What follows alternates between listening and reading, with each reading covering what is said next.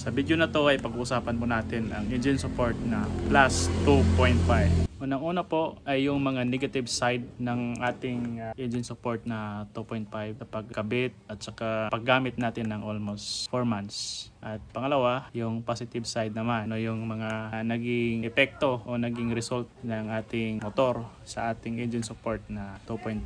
At tara, tignan po natin. But before that, please click the subscribe button and notification bell. Maraming salamat po. Sa negative side naman, sa na-experience ko, pag bumabiyahe ako sa ulan, basa yung kalsada, yung putik tumatalsik po dito sa dito sa likod ng upuan, yung angkas ko, kapatos niya nadudumihan. Pumapasok po yung dumi dito hanggang dito. Pero dun sa loob naman, hindi. Kasi fender po tayo. Dalawang negative side naman, pag sa kalsada, nasasagasaan ko yung gitna ng line. Pagka two-way, di ba may biyak dyan sa gitna. Talagang gumigewang itong likurang bahagi ng ating gulong.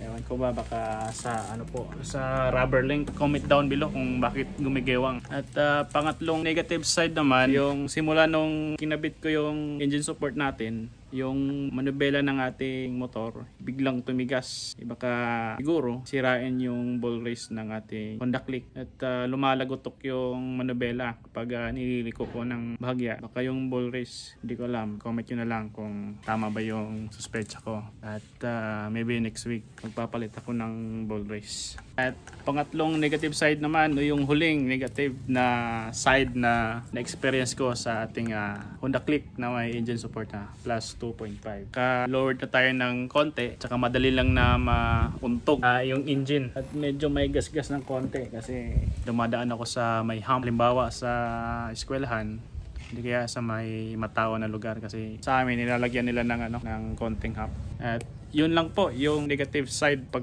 naka-engine support ka na plus 2.5. At sa positive side naman tayo. Unang-una po, gumanda yung tindig ng ating motor. Compared nung stock lang na engine support, ngayon gumanda. Kasi umatras nga yung gulong, gumanda yung natin, formahan. Yun lang naman yung natin, yung balak talaga na gumanda yung forma. Pangalawa, yung stock na suspension po natin, gumanda yung play. Tsaka lumambot yung natin. Kasi yung shock, yung dati na medyo straight lang, nung nilagyan ko ng engine support, gumano na siya. Ibig sabihin yun, parang yung leverage niya tumaas, tsaka lumambot yung natin, yung stock na siya. Pangatlo at panghuling positive side, nag-lowered yung motor natin. Para sa akin, mas maganda na lowered. At kahit na may negative side, gumanda naman yung play ng suspension natin. At hindi na natin kailangan na magpalit ng suspension kasi kaya yung leverage tumaas, lumambot yung suspension natin. Tsaka yung forma talaga maganda. Tsaka talagang pag may nakikita ng Honda Click owner sa motor natin na naka-engine support, talagang lilingon. Magtatanong, anong gagawa mo dyan? Gumanda yung motor mo. Yun naman talaga yung pakay natin sa engine support para gumanda yung tindig ng ating motor. At huling pag-usapan natin tungkol sa vlog na to, yung mga binago ko o kinabit ko sa ating motor sa pagkabit ng ating engine support na 2.5. Unang-una, yung binago ko is yung brake cable po. Nilihis ko po sa mismong daanan niya. Bali, pina-shortcut ko po siya kasi yung brake cable natin may may daanan, yung ring siya, tapos yung brake cable pumapasok sa ring. Pag ilagay mo doon, medyo mahaba yung dadaanan ng cable. So, ang ginawa ko, tinanggal ko, tapos ni-reroute as shorter as possible para umabot sa ating mismong brake sa likurang bahagi ng ating gulong. Binago ko po is yung mga electrical wirings na sagabal po sa pag-atras ng ating engine. Tatanggalin mo po siya sa kanyang lagayan. Wala namang problema kung hindi siya naka-secure. Pero mas maganda i-secure nyo ulit sa mas secure na securean para po hindi po siya magalaw at baka dumikit po sa mainit na bahagi ng ating motor, baka masunog po. May nagtanong rin sa akin kung hindi ba sasayad yung throttle body sa ating U-box. Pero hindi naman, hindi siya sasayad. Kahit may angkas ako na si Mrs., lagi kong angkas.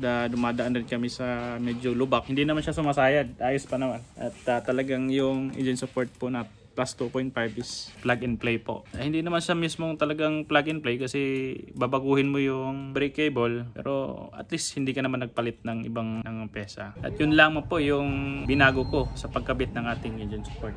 At kung titignan nyo po kung ilan yung clearance na ating shock tsaka yung airbox, ganito po, kahit yung hinalaki ko po papasok. Mga nasa 1.5 to 2 cm po yung gap ng ng airbox tsaka suspension po natin. At saka hindi rin ako nagtabas ng ating fender para kumasya yung suspension natin. Pero ayos pa naman, may clearance pa din naman.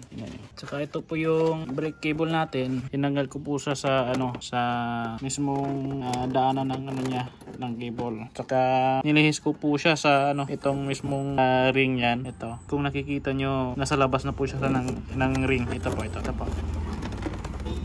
Itong cable na to, nasa labas na po ng ring po para lang umabot doon sa sa mismong brake po natin. Bali binunot ko tapos pinadaan ko doon sa labas ng ring. Ito naman yung routing ng ating brake cable, saka yung pagkalagay ng securan, ganun pa rin. Bali dito lang yung lumuwag. Kung kita nyo may play pa. Yan. Ito naman yung brake natin.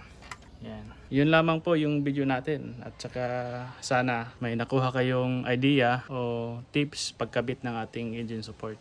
Please subscribe po, at saka suportahan nyo po yung YouTube channel ko para tumaas po yung subscriber. Paki-subscribe po. Maraming salamat.